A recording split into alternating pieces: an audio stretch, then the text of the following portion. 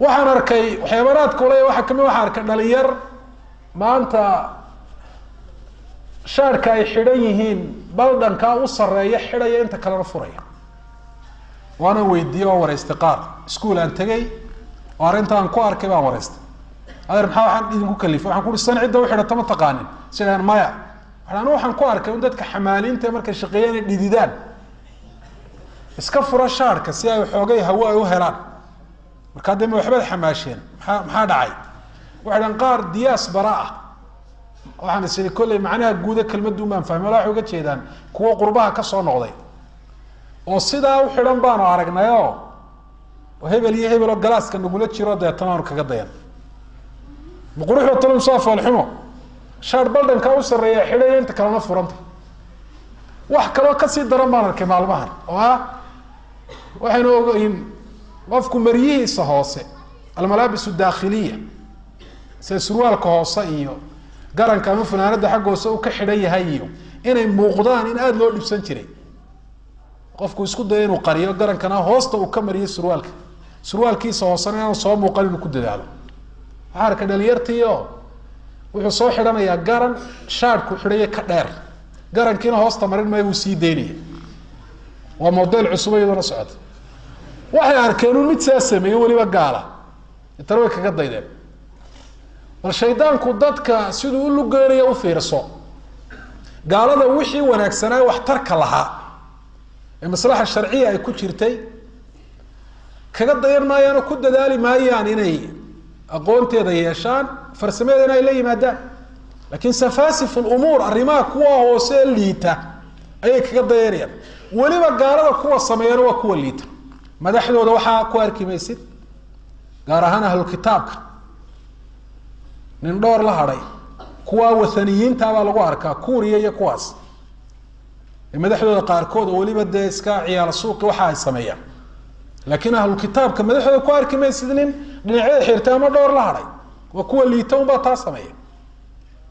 maalqabeenkooda dadka shirkadaha maamula magaciyo maamuus dhexdooda kule waxaa ku arki maysid waa araadilu naas dadkooda kuwa u liita u hooseeya ayaa dhaqamada noocaasiya leh dhalinyarteena waa looga taaglaay surwaalka waynu aragnay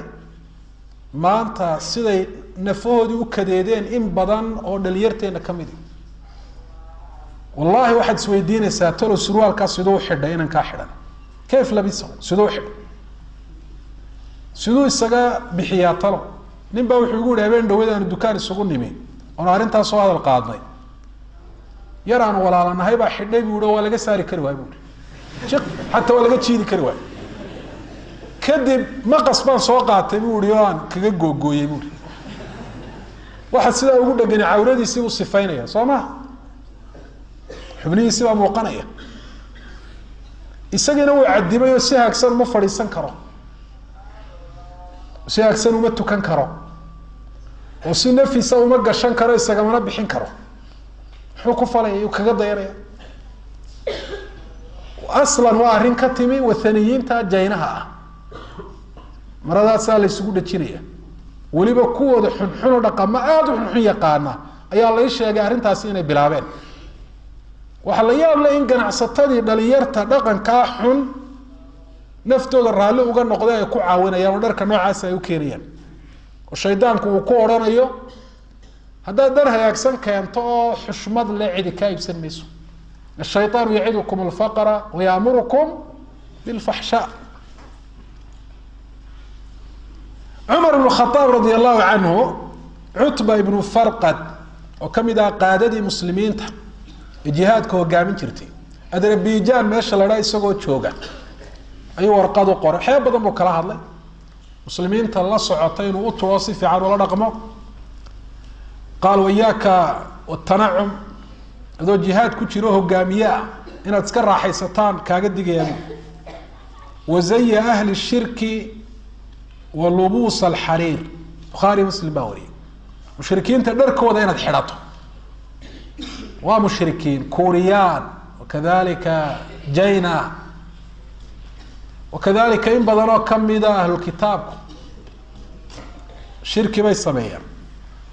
dharkooda ha xidhan iska ilaali xariirtana ha xidhan markuu arkay cali bn abi aalib radia allahu canhu dad tukanayo maryihiisa isugu sii daayo aan dhinacna aan ka laabin wuxuuhi kaanahum lyahuud kharajuu min fuhurihim ibn abi shaybiya cabdirazaaq iyo musanafaadkooda ku wari waxaabaad moodaa yuhuud hadda yuhuud caqiido kuma waafiqin waa libaaska dharkaa muuqda yuhuud madaaristoodii kasoo baxday baad moodaa alfuhur waa almadaaris madaaris lyahuud ayaa magacaa leh waxaynu u baahanay arrinta noocaasa inay dhalinyartu aada uga fikiraan oo aragti iimaan iyo cilmi caqli iyo xikmad ku dheehan inay ku eegaan waxyaabaha noocaasi ay gaalada maanta ay kaga dayanayaan isweydiiyaan anigaa muslima oo ilaahay iimaan igu nicmeeyey maanay tahay inaan ku daydo cid kale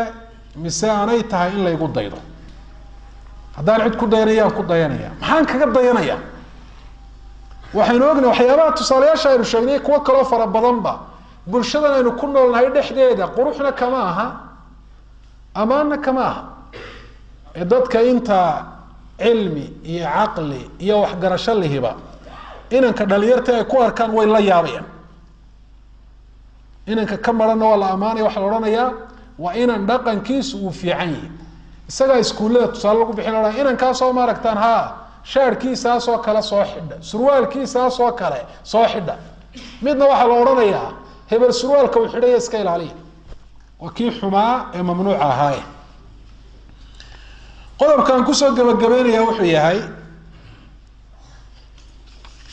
islaamku maadaama sida aynu sheegnay uu qiimeeyey akhlaaqda iyo dhaqanka wanaagsan waxyaabaha uu aadka dadka muslimiinta uga digay waxaa ka mid ah alfuxsh oo ah hadal xumada waana dhaqan muslimiinta dhexdooda maanta aada uga jira gaar ahaan bulshadeena oo hadal xumatii u xumayd ee gaalnimada ahayd baaba dee dhexdeena taal waa ilaahay in la caayo subxaana wa tacaala addoon daciifa oo saboola oo ilbiriqsi in ka yar ilaahay aan ka maarmi karin ayaa allaha khaaliqee abuuray arsaaqa aflagaado ula tegaaya markaasaa weliba lalcajab wuxuu sheeganayaa inuu yahay muslim taasuu ku doodaya ma lkufru aladii bacda hada gaalnimada taa ka dambaysa waa maxay in ilaahay subxana wa tacaala qofka uu caayo shirkigaba waxaa loo xaaraantimeeyey waa cay uun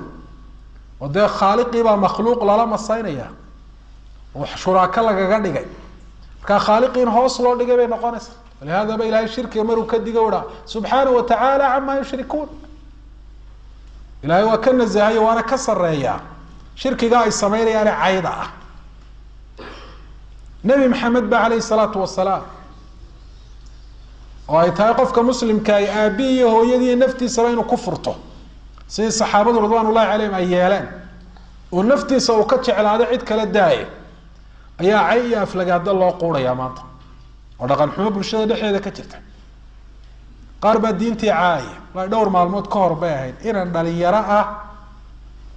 oo markuu ugu weya dhowr iyo 10 jir ah ayaan maqlo dhowr jeer weliba ku celiyey nacdal diinta uu nacdalayo subxaan allah weli waxbaad samaysanays ma laha wax argagaxa iyo wax warwaro arrintaa ka haya haba yaraatee ma jirto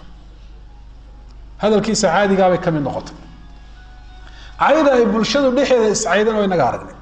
umarada iyo dadkii madaxda ahaa baa la caaya mid qoraal ku caaya iyo mid qowl ku caayaba nabi maxamedna alayh salaatu wasalaam laa tasubuu umaraakum waa warcad madaxdiina ha caayina haddaad caydan way haybad dhacayaan cidna ka amar qaadan mayso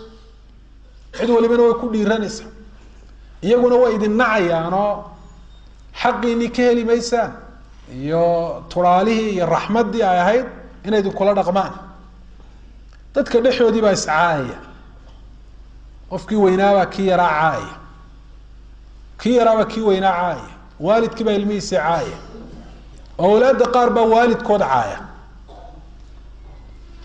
maray toos u caayaan iyo maray sabab u noqdaanba qofku hadduu dadka waalidkood caayo oo loogu jawaabo waalidkii in la caayo de isagaa waalidkii caayay siduu rasuulku alayh salaatu wasalaam uu yihi in la caayo isagaa sabab u noqday waalidkaa dhintay baa laga yaabaa inaad maalin walba caayso aanad sogeyn mar kastoo nin aabihii aada caydo aabbaha u caayo aabbaha adiga ayaa caayay marka koowaad adaad sabab u noqday in la caayo hooyadaana saas oo kale hadalka caadigaa bay caydu ka mid noqotay cayduna de waa hadal kaste ama ficil kaste oo qof muslima lagu liidayo lagu nuqsaaminayo lagu ceebeynayo xataa ishaaraad baa soo gelaya tilmaan iyo farafiiq oo qofku dadka wuxuu ku caayi karaa hadalkiisa farihiisa dibnihiisa sankiisa indhihiisa intaba waxna waa lagu caaya waxna waa lagu amaana dhaqanka noocaas waa dhaqan mutaasil fi mujtamacina bulshadeenna ku xididaystay oo warihahu sagiiru min alkabiir ka yari uu ka dhaxlay ka weyn ka weyne cid ka horreysay uu ka soo gaadhay caydu ceeb baanay ahayn oo mararka qaarkood qofka cayda dhibsadee xanaaqa marka la caayo lala yaabo la idhaahdo kaftankaanu aqoon maxaa kaftankeena cay ka dhigay النبي عليه الصلاة والسلام كان يمزح لكن ما كان يقول إلا حقا وكفتمي جري لكن ددك ما عاي جري بينكم كفتمي جري فانكم كفتمي جري كبر كلمة موجري لكم كفتمي جري حق بكم كفتمي جري يا رسول الله إنك تداعبنا قال نعم ولكن لا أقول إلا حقا رسولك إله يوم إلى صحابته وأنا لك افتنت رسولك عليه الصلاة والسلام عدها لكن حق من كهد الله أيضا نوع عاصي وامد إلهي سبحانه وتعالى ضدك مسلمين وقدقي يا أيها الذين آمنوا لا يسخر قوم من قوم عسى أن يكونوا خيرا منهم ولا نساء من نساء عسى أن يكون خيرا منهن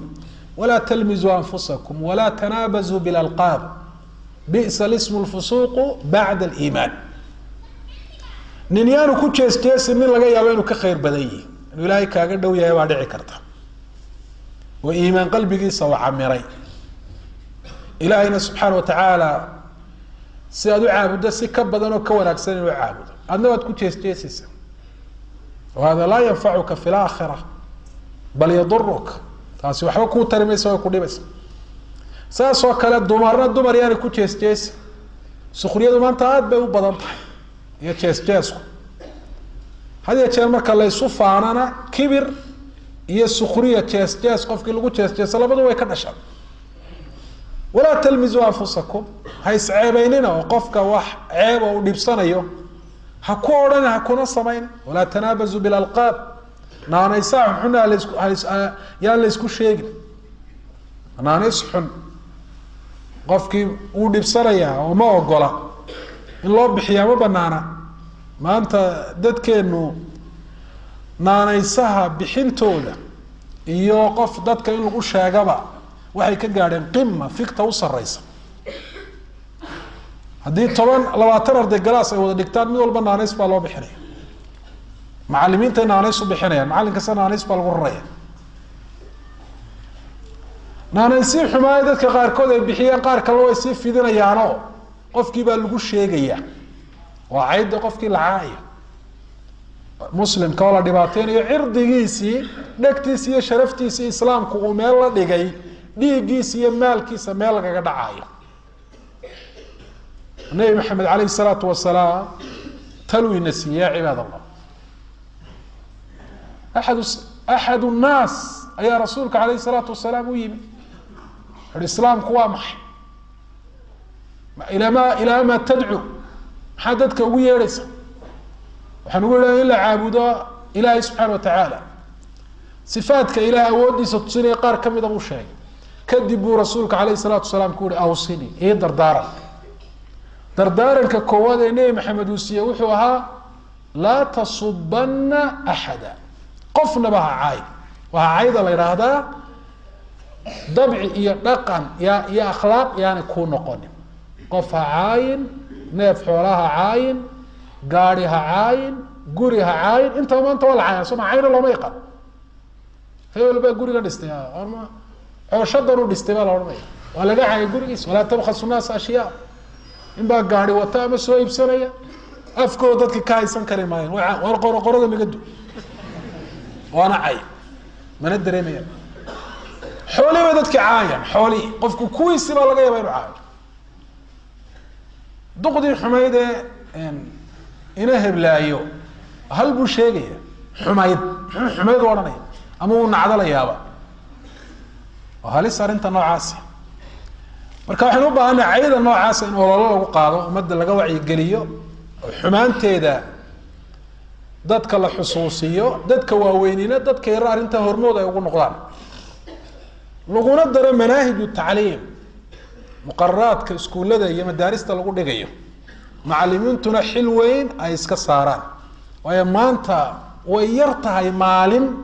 aan magaaladeena dhex maro aan cay maqal marka ugu yartay hal mar baan maqlaa inta badanna marar badan baan maqlaa ayda u badana dhigay ku soo dhacdaana waa ay hooyo la caayo subhanallah ama la nacdalayo qof muslima illa nacdala waa noocyada kamida ayda noocyada u daran baan kamid la'anu almu'min ka qatl ibn rasuulku alayhi salatu wasalaam hadith thabit ibn dhahak muslim wari muslim ka nacdasha la nacdala illa dilo